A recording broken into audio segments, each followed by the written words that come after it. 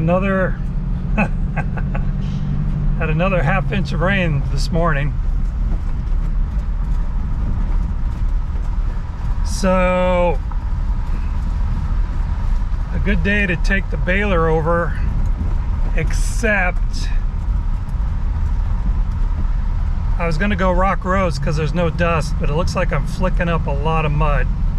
So we're gonna get over to the pavement and probably go pavement and that's just the way it'll have to be. People get a little irritated sometimes, but it's the way it is. Slow moving vehicle sign.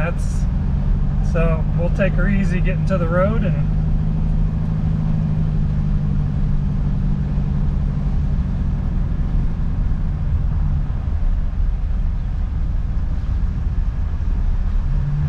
it's been difficult to get over the last couple of years because they've been putting in a new, I guess what you'd call super highway between us and the Lincoln, the closest major city, 300,000 people there, and everything's always blocked off.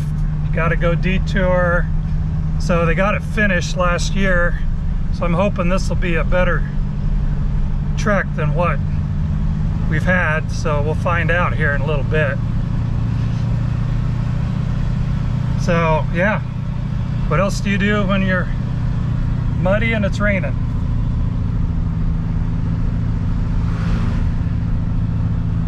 You move equipment. So we'll do this. Not sure if I'll get the bale wagon over there, kind of one thing at a time. And if I get the baler over there, I will bring the rakes over, trailer over, and then I can pretty much load by hand if I decide that there's not enough hay there to deem worthy bringing the wagon there. I mean, you kind of got to think of what the time involved is by the time you drag it over there and use it. But I tell you, if it's 90 high humidity and no wind, the guy's gonna want that bale. I mean, that's what it's for, to take the effort off me. But I went back and looked at the records. Usually get about 650, 700, 750 has been the last couple of years for hay on my place, and I got 255, so that's a third.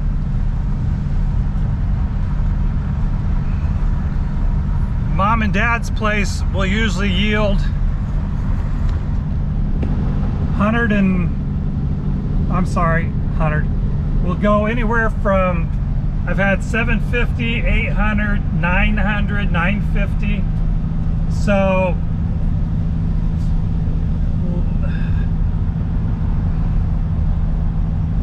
I'm thinking that if that deems 900, let's just say a third, that's 300 bales. So I'm not sure it warrants bringing the bale wagon. Maybe I'll try it without the bale wagon and then decide to bring it over later. That's a possibility, I guess. So yeah, this is a slow commute because you only go about 25 miles an hour. And yes, I brought my friend along. So I don't know, we'll see you on the other side. Hopefully we'll see.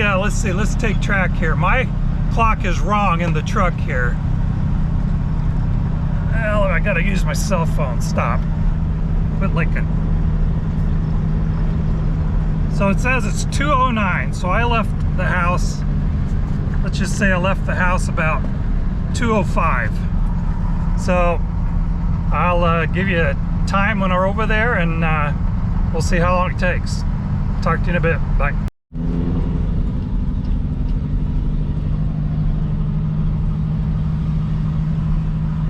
Well, not too bad. My clock says it's like 2:40, so took us about 40 minutes.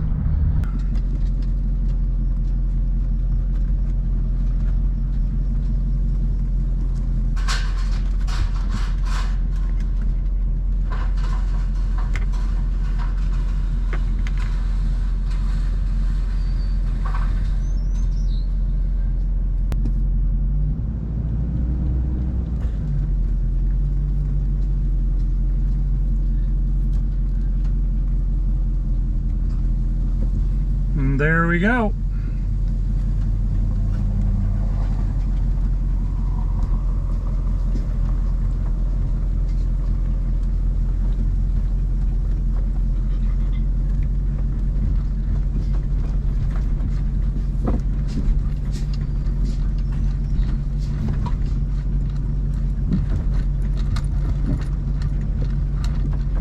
Yeah, she's wet.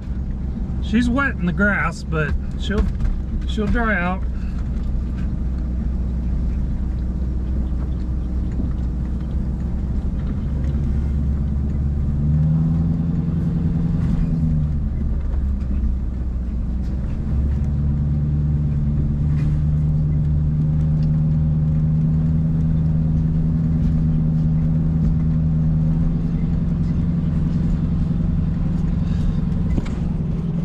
I tell you, it fools you because you think, wow, this isn't going to be that bad, but it's going to be that bad because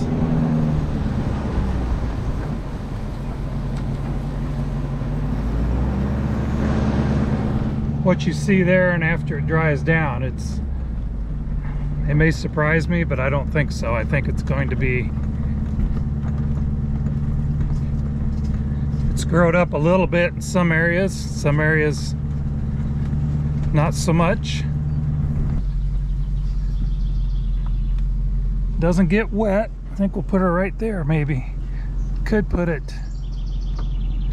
there too, so.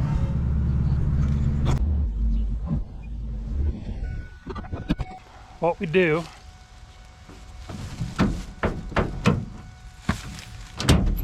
is we spread the tarp out first.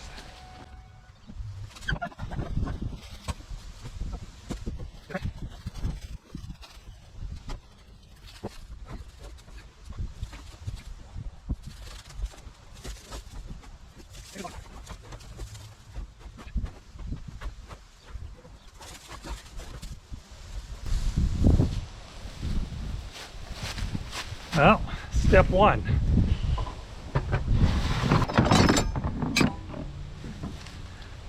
Augers.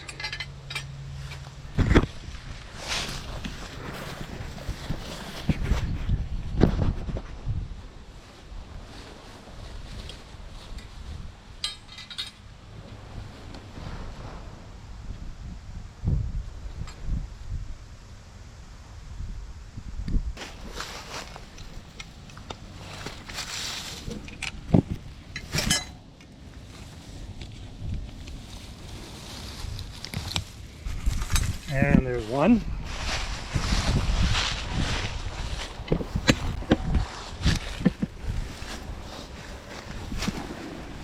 You pull it tight. Oh, not too tight. You gotta still have the front there.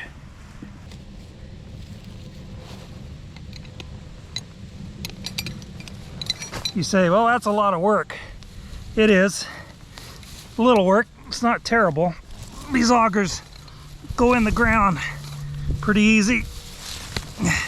Come out the same way. They're really aggressive. They work really well for your temporary garage.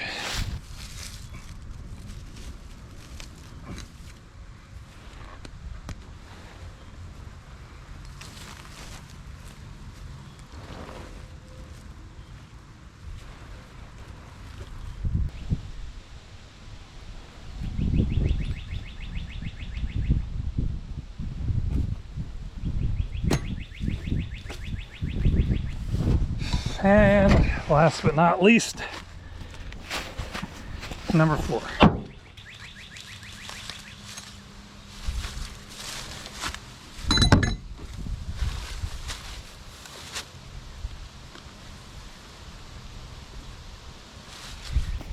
There's your homemade garage. Best part is rain hits it, runs off on all sides. It won't touch the baler. This is all should be covered up, but what I'll end up doing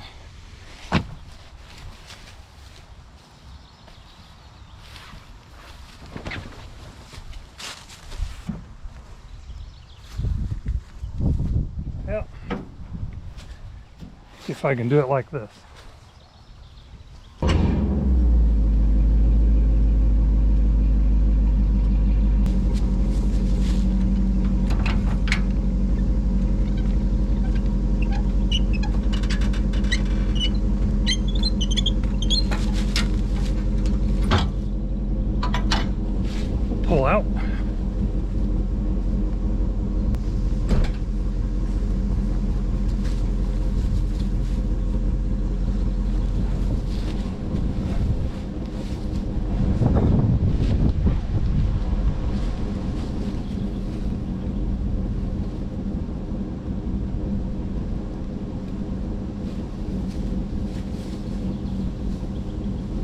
There. Not bad, huh? And it'll stay put.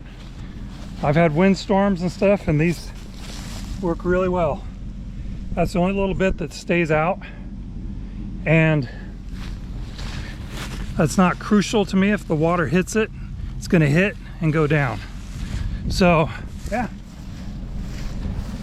the way you can do that is with those kind of tarps. So you could never do that with plastic tarps. They just never work. It pays the money to, I mean, so you kind of weigh the benefits. You got a couple $100 invested in the tarp. Does it have to be that big? No, I could have gotten away with a smaller one probably, and then it would have just dripped off the side, but I didn't. Oops, sorry. I didn't really know what size to do it, so that's where we go. Anyway, so baler's here. One less thing. Got 3 more items to bring, 2 more trips, basically, with trailer, the rake and the tedder, and then possibly the bale wagon. So we'll see where we end up and what days. May try to cut Monday now. It's muddy and wet. It's gonna have to dry pretty good today and not get any more rain, but so we'll give it a shot. Alrighty, hey guys, thanks for watching. Appreciate you tagging along, and talk to you next time. Bye.